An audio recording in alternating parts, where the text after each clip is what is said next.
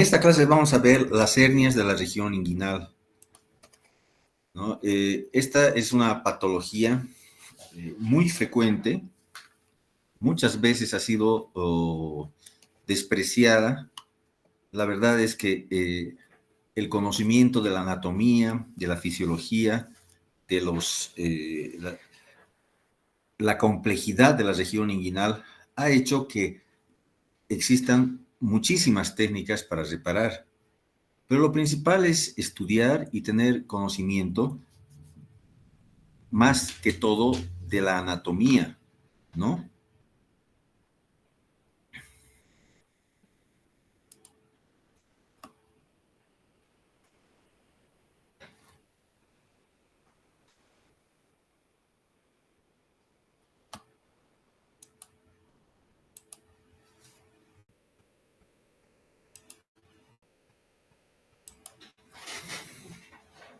Vamos a ver si puedo bajar.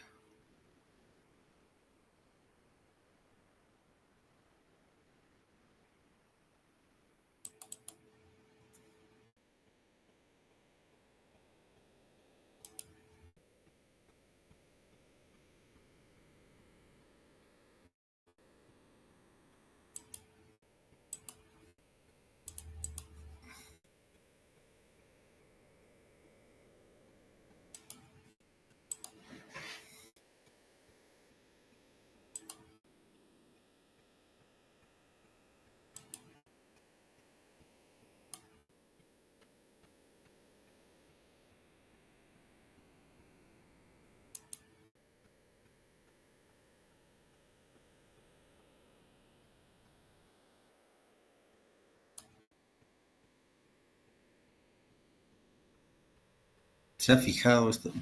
No da esto.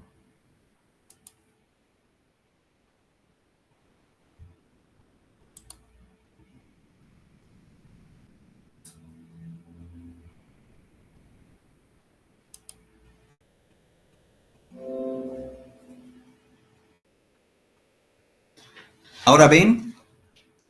Ahora se ha cambiado, doctor. Ya, las hernias se definen como una protrusión o salida anormal de un órgano,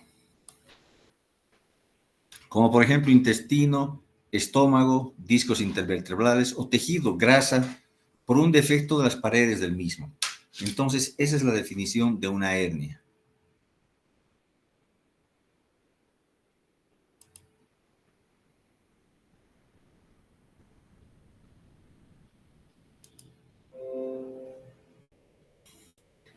La hernia inguinal. Importante conocer la anatomía. Ustedes saben que aquí hay una espina ilíaca anterosuperior, el hueso ilíaco, y que se une al hueso del pubis. Y hay un ligamento que es el ligamento inguinal o ligamento de pulpar, que divide en una parte superior la región inguinal y una parte inferior.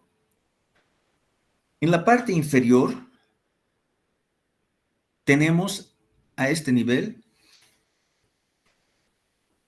el músculo pectíneo y más arriba tenemos el músculo psoas.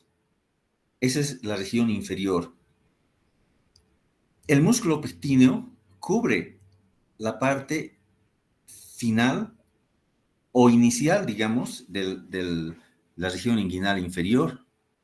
Y hay una zona por donde pasan los vasos femorales. La vena y la arteria ilíaca, al atravesar el conducto inguinal, se llaman ya vasos femorales.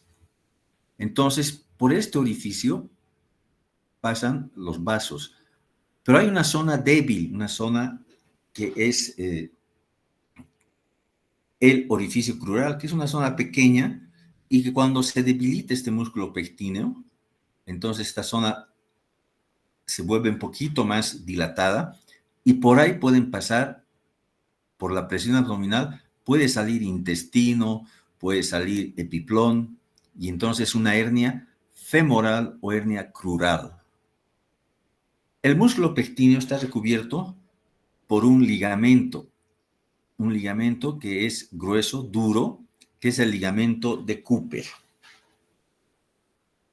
Entonces, el paquete vasculonervioso, vena, arteria y nervio linguinal, atraviesan por el conducto femoral o el conducto crural. Esta es la parte inferior. La parte superior de la región inguinal, de este ligamento de Poupart, la parte superior está compuesta, fíjense, por el músculo transverso. El músculo transverso. Y hay una zona que no tiene músculo, sino tiene la fascia transversalis, que es una zona débil. Y cuando hay mucha presión abdominal, por aquí salen las hernias directas por el triángulo de Hesselbach.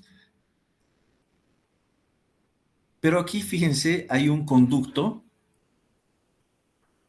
¿no? Que es el canal, es un canal inguinal que comunica la cavidad abdominal con la región inguinal. Cuando en el nacimiento, en la infancia, este canal tiene una prolongación. El peritoneo puede entrar por aquí, prolongarse hasta el escroto. ¿Por qué? Porque en los varones por ahí descienden los testículos hasta el escroto. Y el conducto peritoneo vaginal está por encima de los vasos epigástricos. Fíjense que los vasos epigástricos salen, la arteria y vena epigástrica salen de la arteria y vena femoral y se van al músculo recto hasta el ombligo y van a irrigar el músculo recto anterior del abdomen. Y por este orificio inguinal profundo salen las hernias indirectas. ¿Cuál es el triángulo de Hesselbach? Está formado en la parte interna por el recto anterior, la parte externa por los vasos epigástricos y la parte inferior por el ligamento de Poupart o ligamento inguinal. En resumen, esa es la parte anatómica de la región inguinal. Pero por este canal inguinal salen las hernias indirectas. ¿Y qué atraviesa el canal inguinal? Atraviesa en las mujeres el ligamento redondo, que va a ir hasta el útero. Y en el útero, este ligamento va a ser un sostén. No es el único ligamento. O sea que en las mujeres, si ligamos el ligamento redondo y lo seccionamos, no se cae el útero. Tiene otros ligamentos que lo van a sostener. En el hombre pasa el cordón espermático, que tiene el conducto deferente, que va a ir va a formarse los espermatozoides. Por el conducto deferente se van, como ustedes saben, hasta el testículo. Y este conducto deferente está cubierto por el músculo cremaster, por los vasos cremasterianos y por el plexo venoso pampiniforme. Este plexo venoso, que va a llegar hasta el testículo, cuando se dilatan los vasos venosos a este nivel, entonces se forma una especie de varices. Ustedes saben que hay una patología a ese nivel por la dilatación de estos plexos venosos, que es el varicocele. Entonces, ya sabemos que y vemos aquí una pregunta que siempre se hace. Las hernias indirectas y las hernias directas, ¿a qué nivel de los vasos epigástricos salen? Las indirectas salen por fuera de los vasos epigástricos y las directas salen por dentro de los vasos epigástricos, ¿no? Porque hay una zona de debilidad, que es el triángulo de Hesselbach, y que por aquí directamente salen las hernias. La clasificación, de acuerdo a su localización, las hernias de la región inguinal pueden ser inguinales y crurales. El 5% de las hernias solamente son crurales. Las demás hemos visto la umbilical, epigástrica, etc. Por su condición, las hernias pueden ser reductibles e irreductibles. Reductibles es cuando protruye por el orificio, entonces nosotros fácilmente la podemos reducir. Muchas veces cuando el paciente se recuesta, las hernias se reducen. E irreductible es cuando nosotros presionamos y no se reduce, pero el paciente no tiene mayor sintomatología. Esas son irreductibles. Entonces, la reductible, como dijimos, puede reintroducir a la cavidad y las irreductibles no se pueden reducir. La coercible, una vez que se reduce, ya no sale más, se queda en la cavidad abdominal. Claro, si estornudas un esfuerzo pueden salir, pero cuando se reducen, no. Las incoercibles se exteriorizan inmediatamente que nosotros las reducimos, inmediatamente se exteriorizan. Esa es incoercible, no se puede reducir completamente o totalmente. Según su contenido puede ser enterocele, que tiene el intestino delgado, intestino grueso, apéndice o vejiga, y epiplocele cuando tiene el epiplón. La mayoría de las veces podemos ver un enterocele o epiplocele. También puede tener vejiga. Y fíjense, aquí hay una hernia que ha estado estrangulada y que así se ha necrosado, que estaba dentro del orificio inguinal. ¿Cuáles son los epónimos que tenemos que conocer? La hernia de Richter es cuando el intestino está pellizcado, no está atrapado totalmente. La hernia de Littré es una hernia rarísima que contiene el divertículo de Meckel. La hernia de Amiens, que es una de las hernias raras, pero que más vemos, es cuando contiene el apéndice secal en el saco inguinal. La hernia Garen-Gott, que tiene el apéndice secal en el saco crural, es rarísimo. Y la hernia de Spiegel ya hemos visto que es el cruce de la línea semilunar de los rectos. De acuerdo a su etiología, la clasificación puede ser congénitas o adquiridas. Congénita cuando hay falta de obliteración del conducto peritoneo vaginal.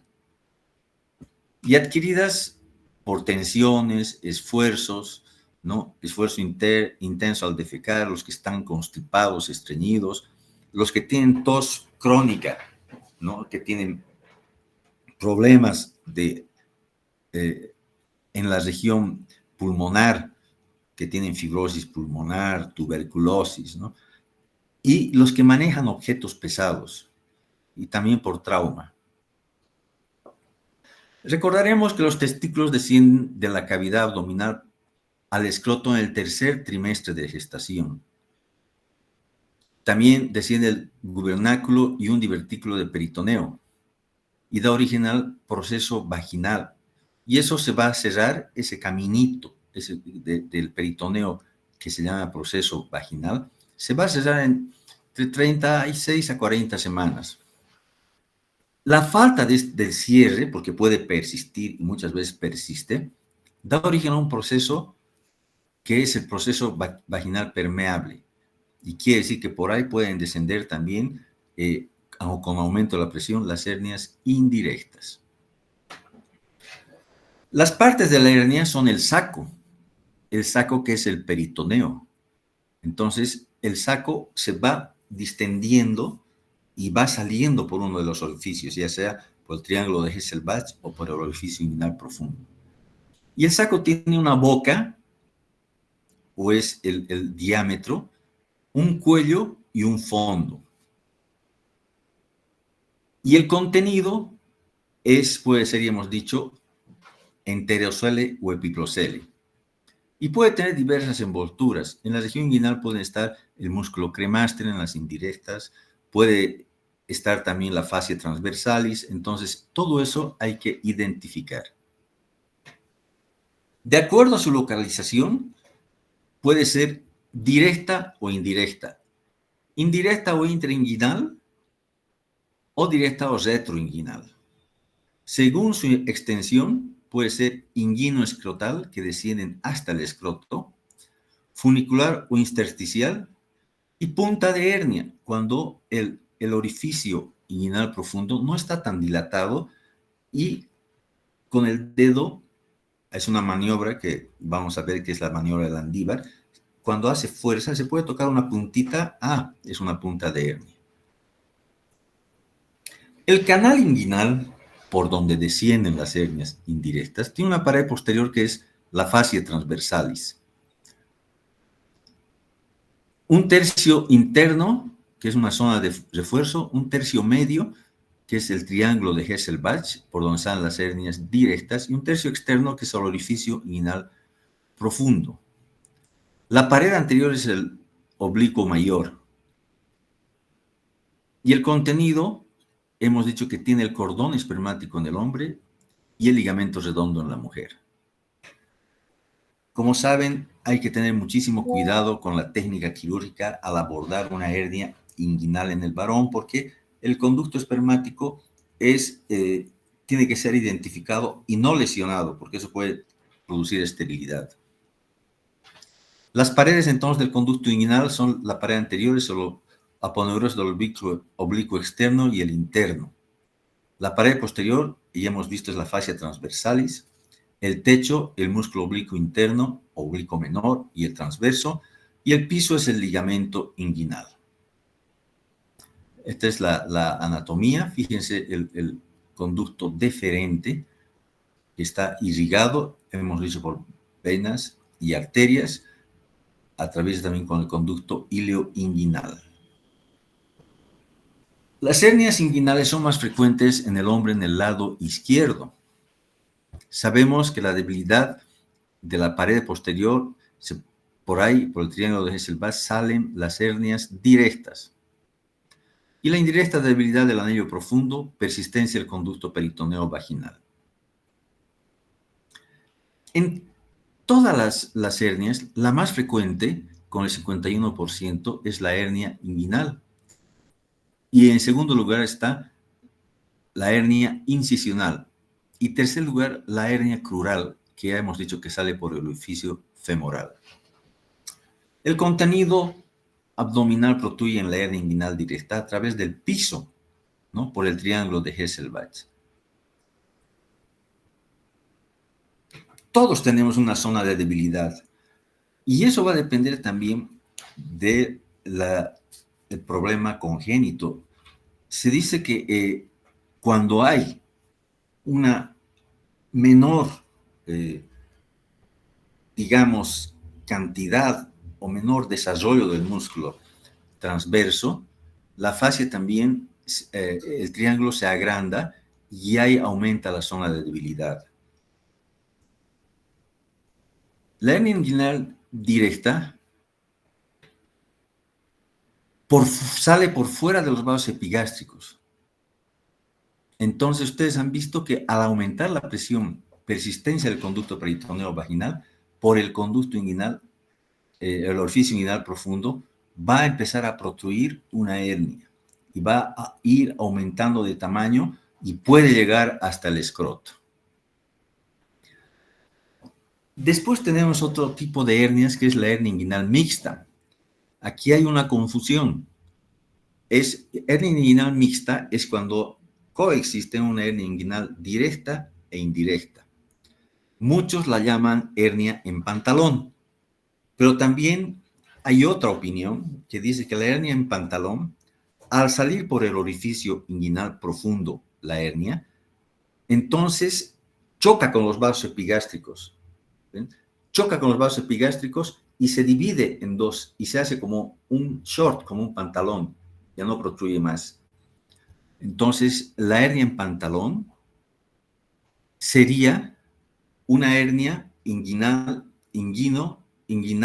indirecta gigante que al toparse con los vasos epigástricos se divide en dos, una región anterior que sale por la parte anterior y una región media. Entonces, cuando uno palpa, palpa como dos bultitos.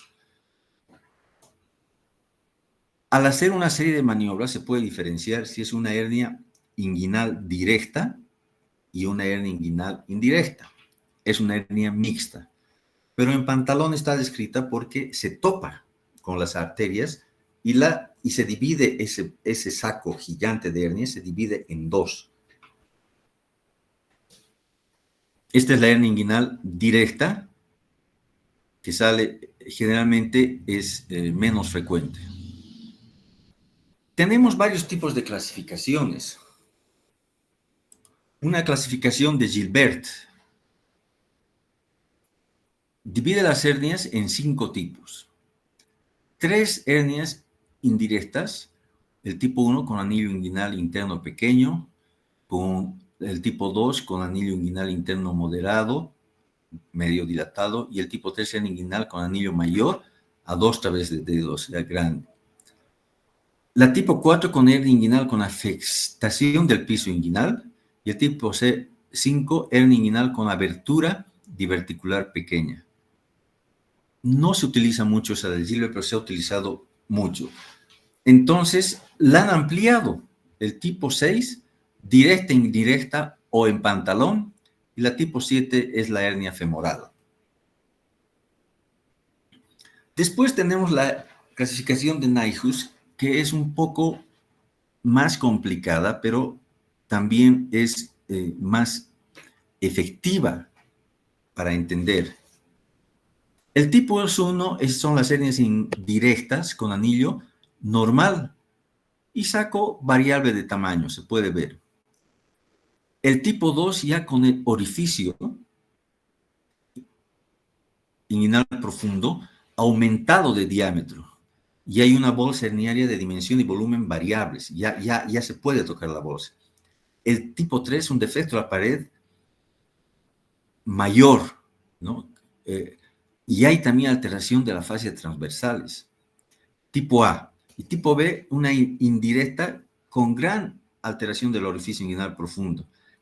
Y salen hasta el escroto. Entonces el B sería inguino-escrotales. Y el tipo 3C son las hernias ya femorales. Y el tipo 4 son aquellas hernias inguinales recidivadas. Aquí tenemos una hernia inguinal que está saliendo, es una inguinal directa.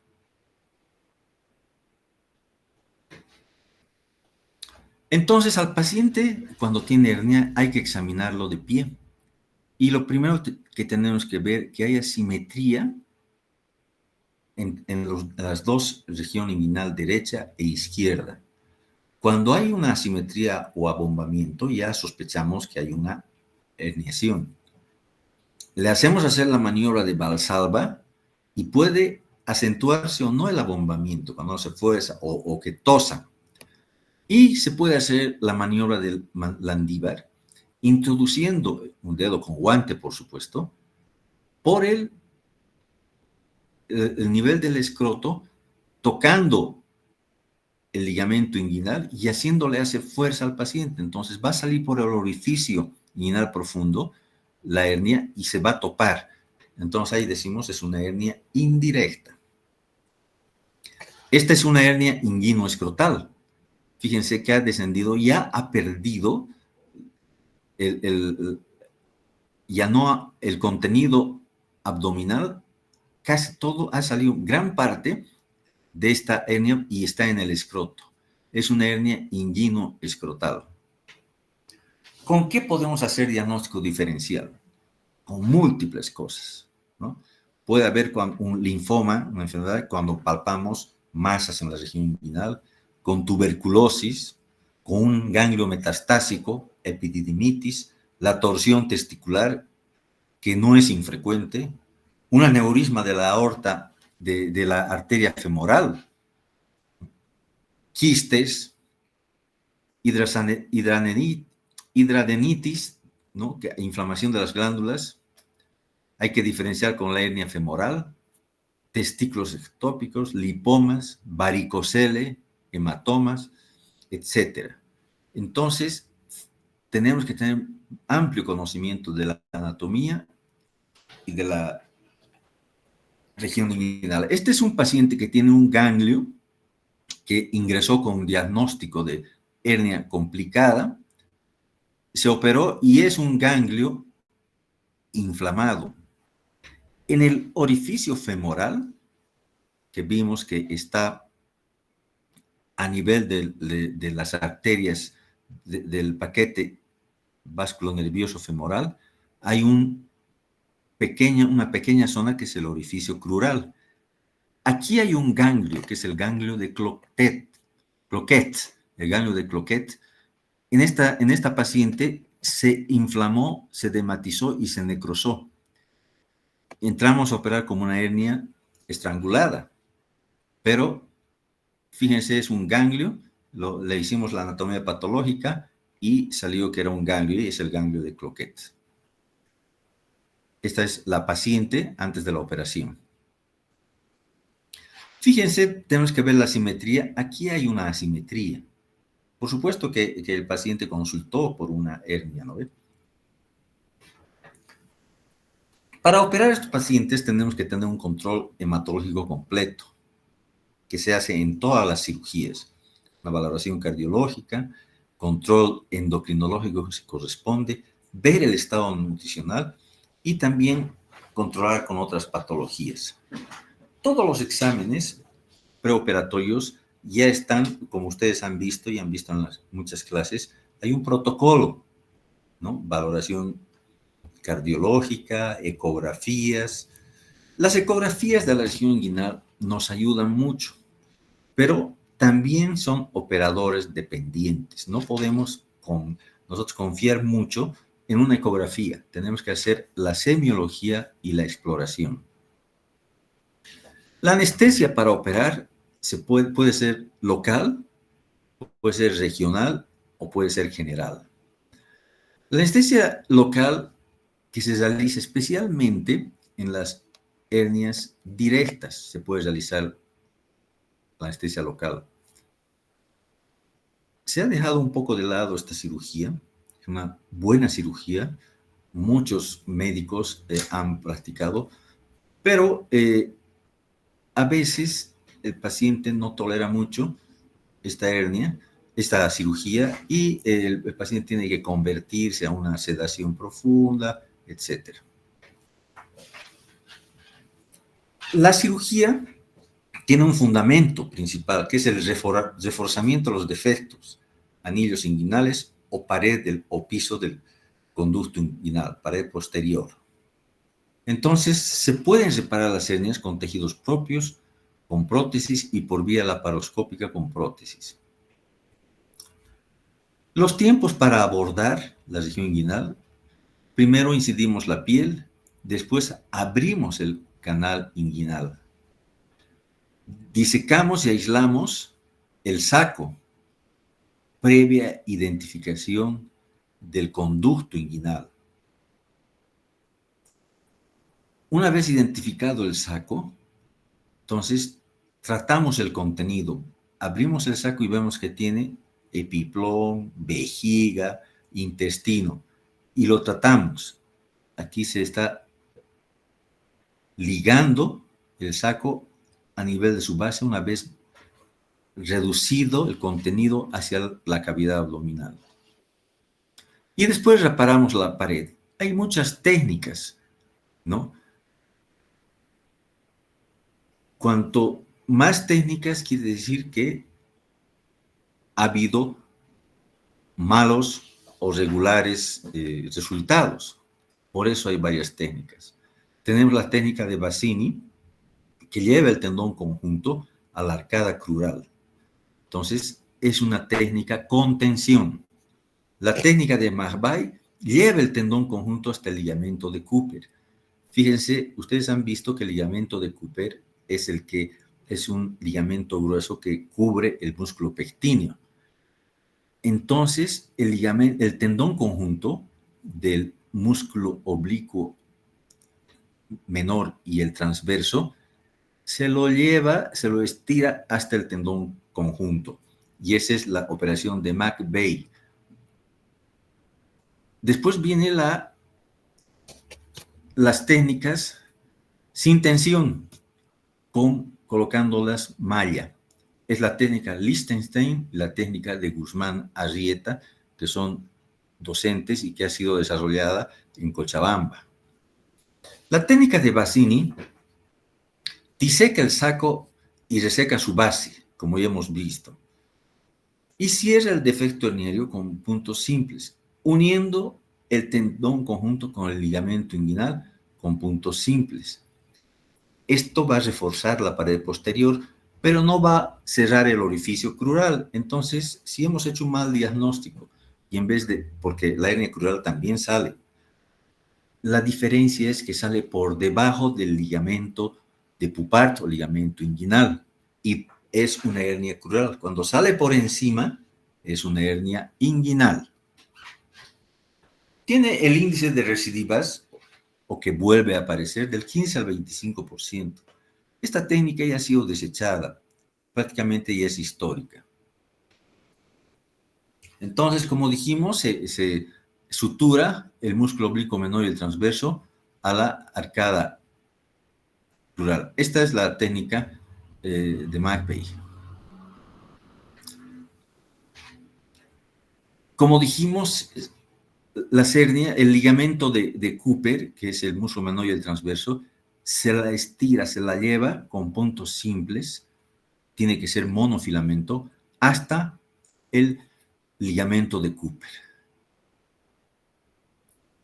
Se ha utilizado en hernias inguinales grandes, directas, indirectas. Y también, como estamos cubriendo el ligamento de Cooper, cubrimos también el orificio crural. Entonces, cuando tenemos una hernia crural que sale por ahí, la tenemos que reducir y la convertimos, esa crural, en inguinal. O sea, del orificio que está por debajo del ligamento inguinal, se la reduce y esa hernia se la saca por encima, se la inguinaliza, se dice. Aquí tenemos la imagen, está suturando aquí el tendón conjunto al ligamento de Cooper. Es una cirugía de mucha tensión. La recidiva, fíjense, es hasta el 20%, pero era ampliamente utilizada antes de la aparición o de la utilización de las mallas. Ya saben que cuando se utiliza malla se dice hernioplastía, y cuando se utilizan los tejidos del propio paciente se dice herniorrafia. El año 74, Lichtenstein ya empezó a promocionar su técnica, reforzando la pared posterior o el piso del conducto. Entonces, el borde inferior le ponía una malla para que refuerce, que la sutura el ligamento inguinal y termina en el orificio profundo. Tiene una recurrencia hasta el 2%, o sea, es una buena técnica. Pero si queremos nosotros cubrir una hernia crural, aquí la podemos llevar al ligamento de Cooper. Otra de las técnicas con tensión era la promocionada por Schuldeis, que tenía menos recidivas, hasta el 10%. En la clínica Schuldeis, él decía que tenía una recidiva del 1%. Entonces se empezó a utilizar, ¿no? Y él diseca el saco en su base y abre la fascia transversalis. O sea, el piso la abre y la sutura en 4 planos. Le hace como 4 planos y queda una cosa dura. Y encima lleva todo hasta el ligamento inguinal. Todo eso lo fija el ligamento inguinal. Una buena técnica, pero generalmente se ha visto que una recidiva hasta el 10%, casi igual a la de McVeigh. Era una técnica, imagínense, abrir todo el transverso y ir suturando, haciendo como plicando 4 veces. Y por debajo están los vasos femorales, los vasos epigástricos. Había que tener mucho cuidado, ¿no? Y era una técnica que duraba bastante. Yo tenía un profesor que sí se formó en la Clínica Mayo. La Clínica Mayo estudió Schuldeis. Entonces, todas las hernias hacían la técnica Schuldeis y ellos han revisado, y en esa época, antes del 70, decían que tenía una recidiva del 1%. Entonces, miren, abre la fascia transversalis y le hace una aplicatura, ¿no? En primer plano, la vaina del recto a la cintilla púbica, el segundo plano al arco transverso al ligamento inguinal, ¿no? Tercer plano, el tendón conjunto más lo suturaba, ¿no? Y el cuarto plano, tendón conjunto al oblicuo mayor. O sea, se hacía como una masa ahí que era difícil de superar, pero había recidivas. Pues los pacientes siguen haciendo esfuerzo, pacientes con constipados crónicos, etc. Y tenemos después la técnica de Guzmán Arrieta. El doctor Guzmán y el doctor Arrieta, desarrollaron esta técnica en la Caja Nacional en Cochabamba, en el Hospital Obrero. Hay un libro que sería bien que ustedes lo estudien, que escribieron los dos, y que ellos fijan una lengüeta de la malla, la fijan en el ligamento de Cooper. Y esta malla se extiende por debajo del oblicuo menor del transverso y se la puede fijar al pubis, dejando una lengüeta por encima para que el ligamento redondo o el tendón conjunto estén por encima. Y esto cubría o cubre el orificio crural. Es una técnica sin tensión. Y la recidiva, bueno, esta ha sido más o menos iniciada hace unos 15 años. Y la recidiva es bajísima. Pero tiene que estar bien disecado, tiene que estar bien identificado el orificio, el ligamento de Cooper, y bien extendida.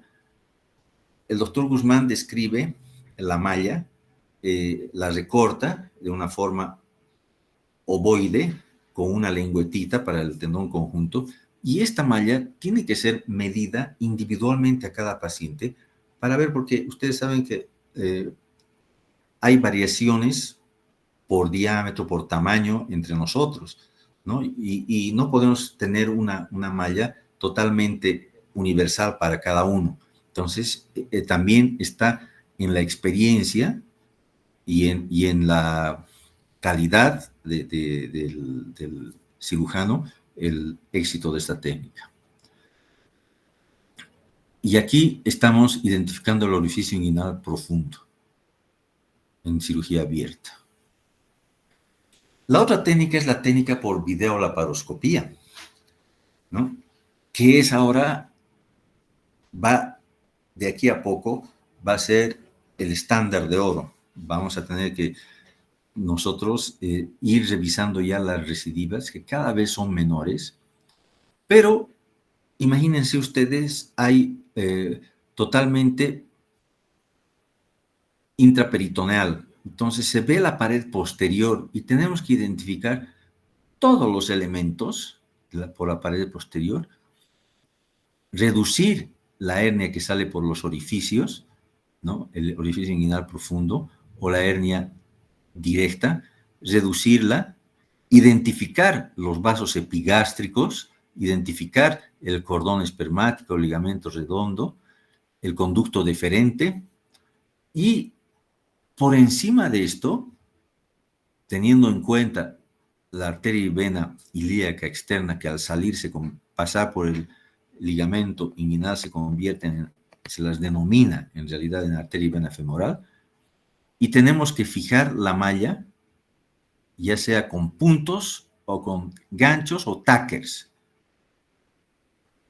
Y se sutura la malla, se abre el peritoneo, se la introduce y se la fija al ligamento de Cooper y a los músculos oblicuo menor y transverso. Y se extiende la malla por debajo y cubre como una capa de plástico, que es el peritoneo, y cubre y con la presión intraabdominal se fija y se cierran los orificios. También hay el procedimiento preperitoneal, que se diseca el preperitoneo y se identifican los orificios y ahí se fijan las mallas. ¿Cuáles son las contraindicaciones de este procedimiento? Las hernias estranguladas, por supuesto, y a veces no se puede practicar en los pacientes una anestesia general para hacer esto.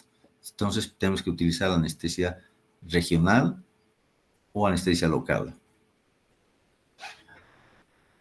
Esta es la forma de introducir, cuando la hernia es derecha, los trócares.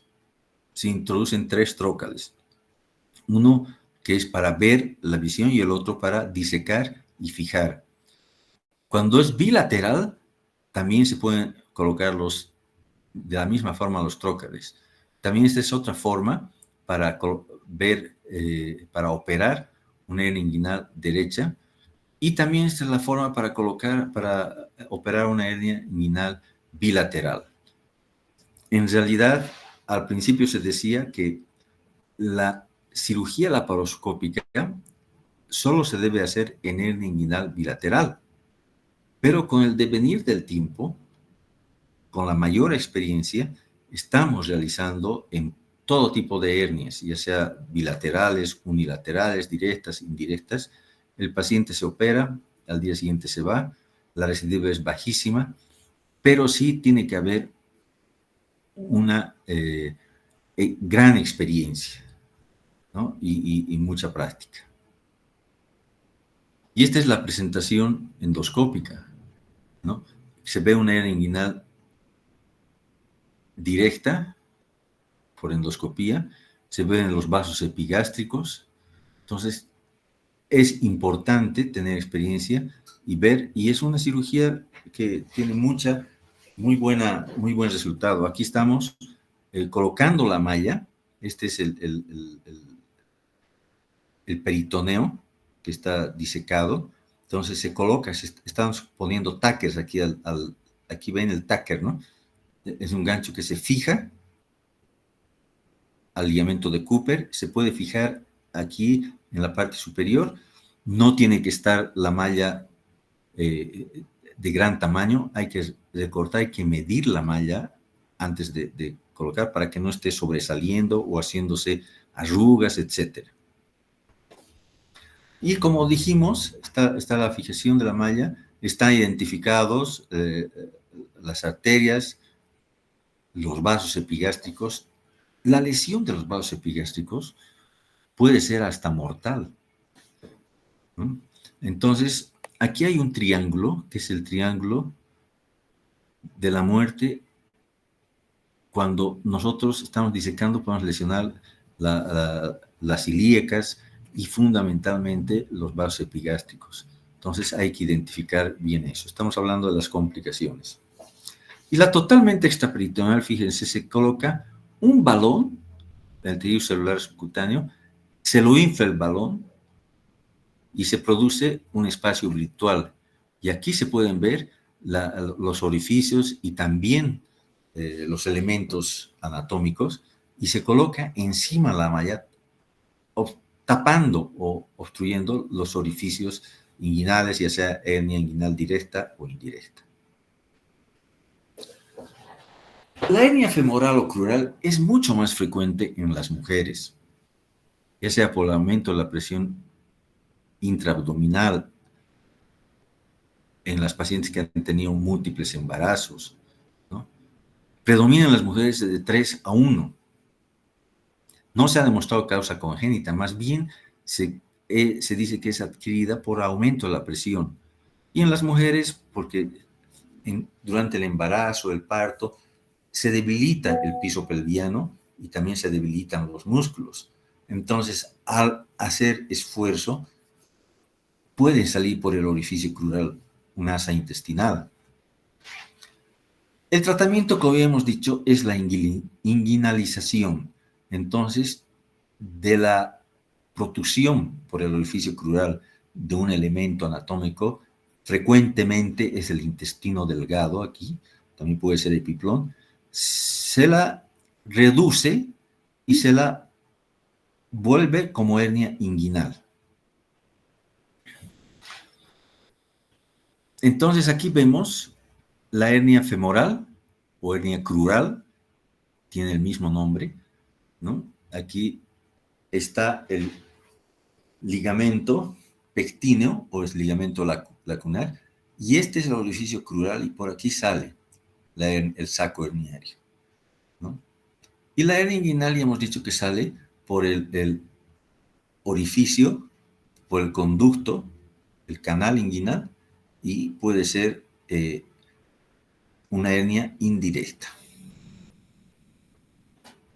Aquí vemos una foto, aquí hemos inguinalizado una hernia femoral, exterior orificio femoral. Esta es una foto del libro del doctor Guzmán y Arrieta. Y fíjense, se cubre con esta malla, fijando en el ligamento de Cooper, se cubre también el orificio femoral. O sea, yo le encuentro una técnica completa. Las complicaciones de la herniorragia o hernioplastía son las infecciones, ¿no?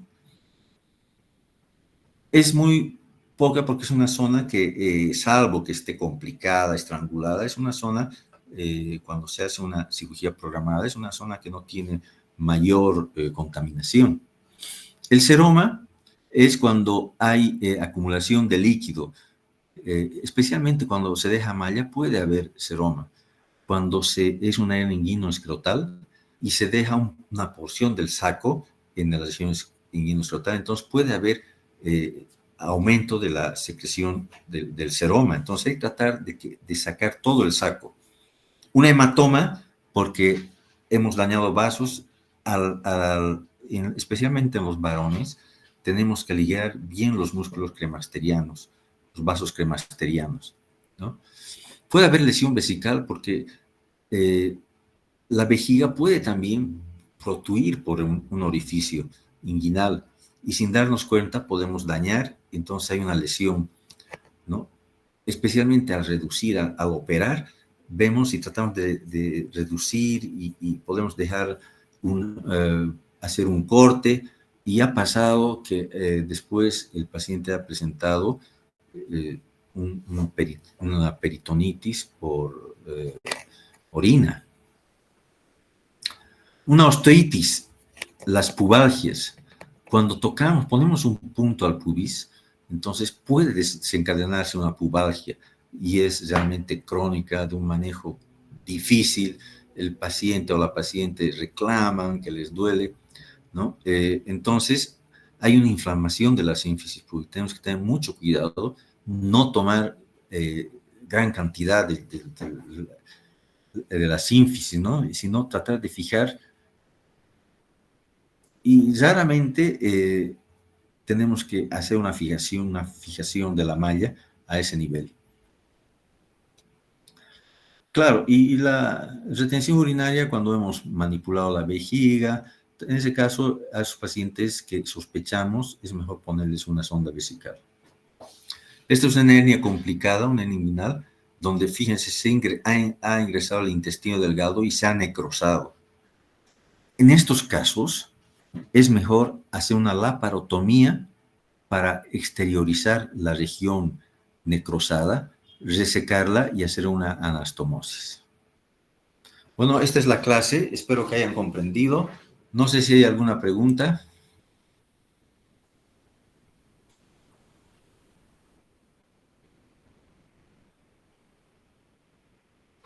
De todas maneras, es importante que ustedes amplíen leyendo los libros de anatomía y los libros de cirugía, ¿no? ¿Alguna pregunta? Creo que no hay, doctor. Bueno, entonces el miércoles vamos a terminar la clase de hernias. a las 7 de la noche. Igual voy a compartir voy a citar a todos. ¿Listo? Listo, doctor. Buenas Gracias, doctor. noches. Gracias, doctor. Hasta luego. Hasta luego.